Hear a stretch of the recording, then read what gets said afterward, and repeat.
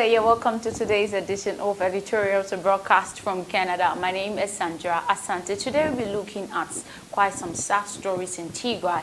Tigray mothers share their shocking account of the dire famine condition. So stay with me, I'll be back after the break.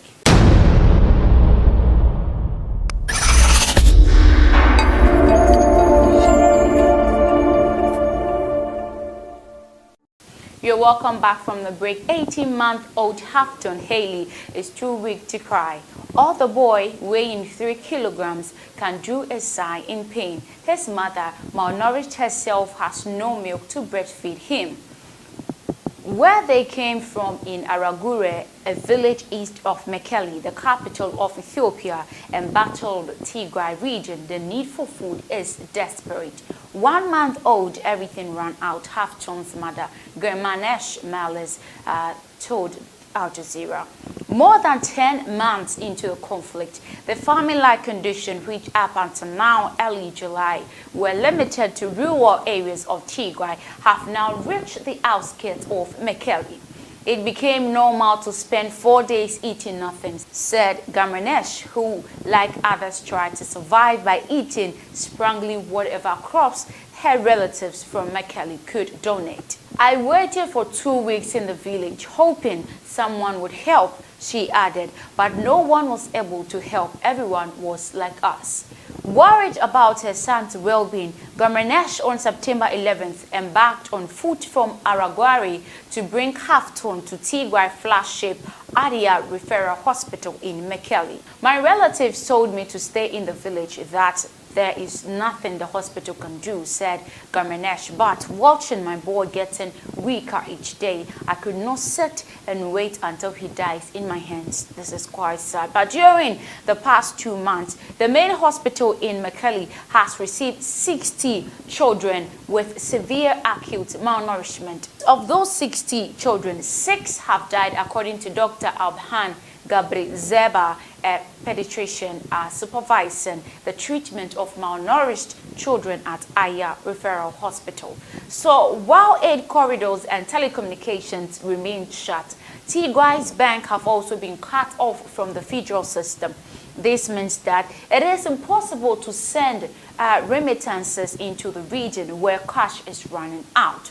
Economic activities are stuck. Michael Gabriel-Jesus, 35, a resident in Mekelle, told Al Jazeera. So since early September, we are only allowed to withdraw 1,000 birr, that is approximately $22. That is the previous 2,000 birr withdrawals were permitted per month, he added, lamenting that the sum cannot cover the skyrocketing price of basic food items. Teff, that is essential grain to bake injera, is 6,000 birr per quintal, 220 pounds.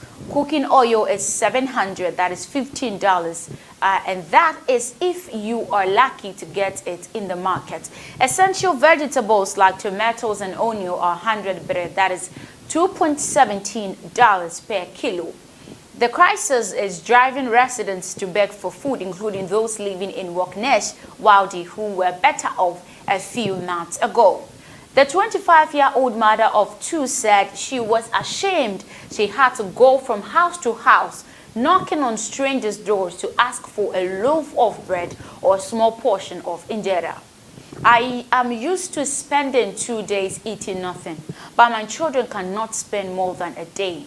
They cried. I beg so that they can stop crying. This is what Wagnesh is saying. Since the fighting erupted, thousands of people from across Tigray have fled to Mekelle in search of safety. Sheltered in schools, these IDPs people are waiting for food aid. During the past 2 weeks, 4 people in Maiwoni Secondary School have died, the residents said. That's a recent death there. So they died after weeks of starvation. 2 of them were elderly and the remaining were children. That is what Tesfaye, the IDP from Humera, who spent his days begging outside the school, said. Meanwhile, in Adia Hospital, basic medical supplies and medicines are also running out. Doctors and nurses who spoke to Al Jazeera called on regional authorities and international aid groups to support them, warning that most services have been suspended and the food stock for patients have finished. We are struggling to continue with extremely limited resources. We were struggling to provide food to patients, said Dr. Sentahu Masgana, the hospital's deputy medical head. We have suspended further diagnosis due to electric interruptions and lack of spare parts. By now, the hospital is only providing basic service. According to Dr. Sentahu, the health centers across Tigray are unable to spend little time with patients to the referral hospital due to lack of fuel, affecting ambulance services. We don't know how many people are dying across the region for malnutrition, but we are disconnected with the health centers due to the telecommunication blackout. We could only know about patients who managed to arrive here. Only a few can make it, Dr. Sentahu said. We cannot do adult nutritional support to the general public, which is very costly and ineffective given the dire situation we are in.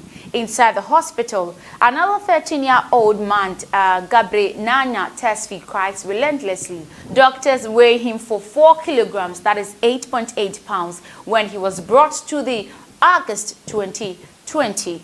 Doctors weighted him 4 kilograms, that is 8.8 pounds, when he was brought on August 22nd. His father, Tesfaye Hiluf, who used to make a decent living as a farmer in Mailem, a village of the outskirts of Mekelle, could no longer feed his family. We are run out of food 2 months ago. We tried to survive by asking friends for help. There was nothing to eat for 3 good weeks.